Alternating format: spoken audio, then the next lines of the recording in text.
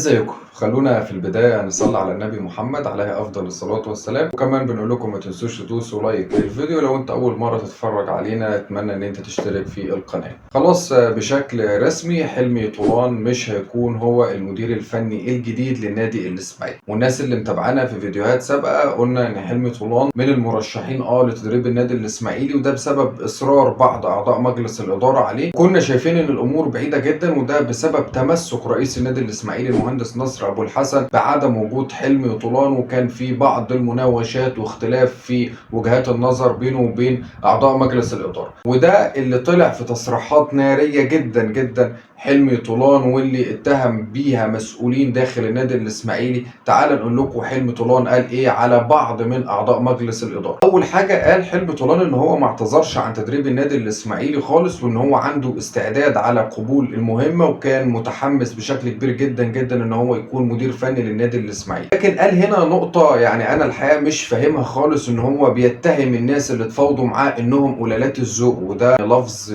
بعيد جدا جدا عن الروح الرياضية.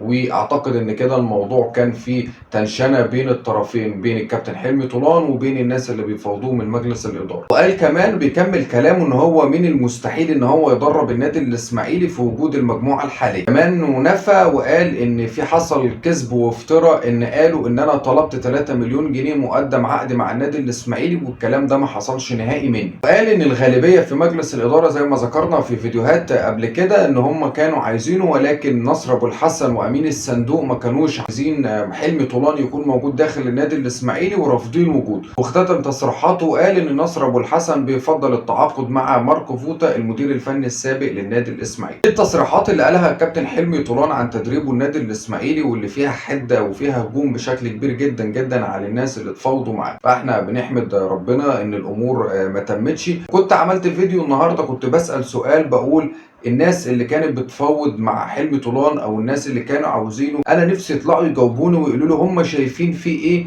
ان هو يجي يدرب النادي الاسماعيلي. كنت عارف وعندي معلومات ان المهندس نصر ابو الحسن وامين الصندوق كانوا رافضين وجود حلمي طولان، وكان في مناوشات زي ما قلت بصوره غير طبيعيه بينه وبين مجلس الاداره. الموضوع ادى لاختلافات بينهم، وكان الموضوع صعب جدا جدا، وده اللي مأخر الاعلان عن المدير الفني الجديد. بمعنى ان لو المهندس نصر ابو الحسن كان وافق على حلمي طولان كان النادي الاسماعيلي اعلن بشكل سريع، خصوصا مع بدايه فتره الاعداد. حلمي طولان مش هيكون موجود مع النادي الاسماعيلي، في اكتر من مدرب هيبدا الناس تتكلم معاهم، وهنجيلكم في الفيديو اللي جاي هنتكلم عن تشكيل اللجنه الفنيه واللي هعقب عليها في الفيديو اللي جاي.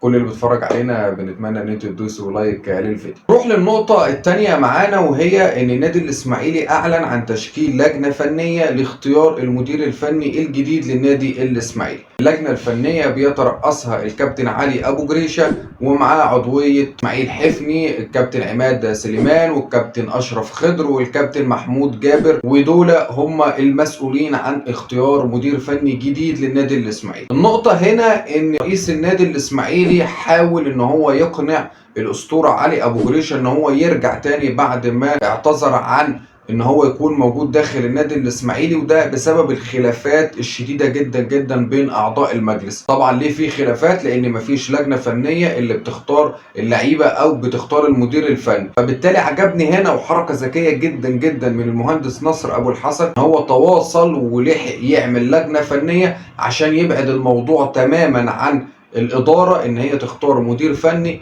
ورمى الكورة كلها في ملعب الأسطورة علي أبو جريشة واللجنة الفنية اللي معاه. ولكن النقطة اللي حابب أتكلم فيها وهي التأخير، إن إحنا لسه هنختار ولسه هنفاوض ولسه هنبعت للإدارة إن إحنا اخترنا المدير الفني الفلاني، فبالتالي الإدارة لسه هتخش في مفاوضات معاه يكون الدوري خلص. فأتمنى إن الموضوع يتم بشكل سريع، وأتمنى إن إحنا ننجز ونختار مدير فني يناسب الإمكانيات اللي موجودة داخل النادي الإسماعيلي واللعيبة المتاحة معانا. حركة ذكية جدا جدا من المهندس نصر أبو الحسن بتشكيل لجنة، وأنا مبسوط بعودة الأسطورة علي أبو جريشة والكابتن عماد سليمان عشان نبعد بقى الصراعات عن مجلس الإدارة والخناقات، وده عايز ده، والموضوع بقى فيه جبهات وصراعات إحنا في غنى عنها.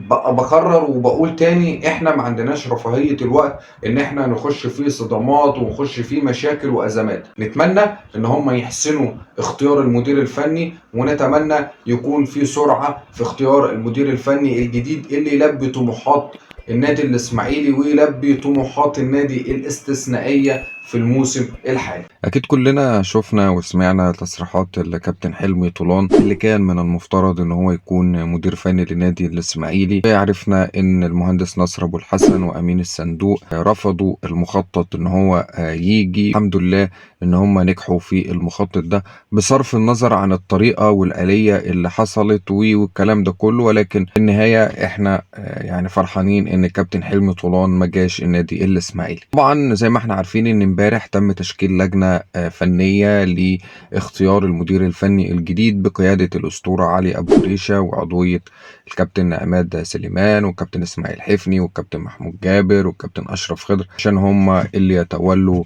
عملية اختيار المدير الفني الجديد. في 3 أسامي اتسربوا من داخل مجلس إدارة النادي الإسماعيلي، هنقولهم مع بعض، وأكيد يحتاج إن احنا ناخد ونسمع وجهة نظركم في التعليقات تحت. رقم 1 تم وجود اسم الكابتن تامر مصطفى، وبعض من أعضاء مجلس الإدارة شايفين إن هو يقدر يقود سفينة النادي الإسماعيلي في المرحلة اللي جاية. كمان اسم مؤمن سليمان ظهر وبقوة داخل النادي الإسماعيلي. اسم ثالث تم تسريبه ولكن فرصه مش كبيرة، ده لحد ما انا بعمل الفيديو، ممكن بعد ما انهي الفيديو الامور كلها تتغير داخل النادي. هو الكابتن خالد جلال مدرب نادي الزمالك السابق، تم تسريب الخبر بتاعه. كمان قالوا ان هو لو هيكون موجود ممكن نجيب له محمد حمص او محمد محسن ابو جريشة. طبعا محمد محسن ابو جريشة مدرب مساعد مع جوميز في منتخب بوتسوانا، قالوا ان احنا ممكن نتواصل معاه وممكن يجي مع الكابتن خالد جلال، خصوصا ان احنا محتاجين حد من اسماعيلية يكون مع المدير الفني الجديد. كده احنا قلنا 3 اسامي دول اللي بيترددوا بشكل كبير جدا داخل مجلس الإدارة، وهو كابتن تامر مصطفى، الكابتن مؤمن سليمان، والكابتن خالد جلال. أنا على المستوى الشخصي لما نيجي مثلا نقارن بين المسيرة التدريبية أنا أتمنى مؤمن سليمان، وده لأسباب إن هو أخذ الدوري والكاس مع فريقه في العراق قبل ما يمشي من هناك، والراجل متعود على الضغط الجماهير ومتعود على الانتقاد، خصوصا هو كان بيدرب فرقة هناك ليها جماهيرية وليها شعبية، فممكن نقول الظروف هتكون مناسبة معاه داخل النادي الاسماعيلي. كابتن تامر مصطفى كان بيدرب فرق شركات الجونة وانبي ومودرن فيوتشر، فممكن ما يكونش ليه احتكاك بشكل كبير جدا مع الجمهور، وخصوصا ان احنا عندنا الموضوع في اسماعيلية مختلف تماما. كابتن تامر مصطفى طبعا مدرب كويس جدا، مدرب صغير يقدر يكون اضافة للنادي الاسماعيلي. 3 اسامي دول محطوطين قدام مجلس الادارة، ناس بتأكد وبتقول ان الكابتن تامر مصطفى هو اللي هيجي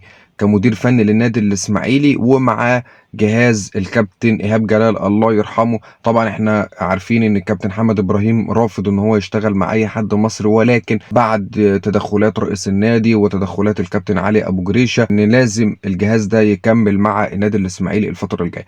انا قلت لكم 3 اسامي، قلت لكم مين اللي اقرب، عايزين نعرف رايكم في التعليقات تحت. شايف مين من وجهه نظرك يكون الافضل ان هو يجي مدير فني للنادي الاسماعيلي، خصوصا زي ما قلت في فيديوهات سابقه مرحله ما بعد ايهاب جلال مرحله عصيبه جدا، مرحله مهمه جدا في تاريخ النادي الاسماعيلي. فنتمنى التوفيق، خصوصا ان اللعيبه بدات فتره الاعداد تحت قياده اشرف خضر لحين اختيار مدير فني جديد للنادي الاسماعيلي. فنتمنى التوفيق، نتمنى الافضل والاحسن يكون للنادي الاسماعيلي.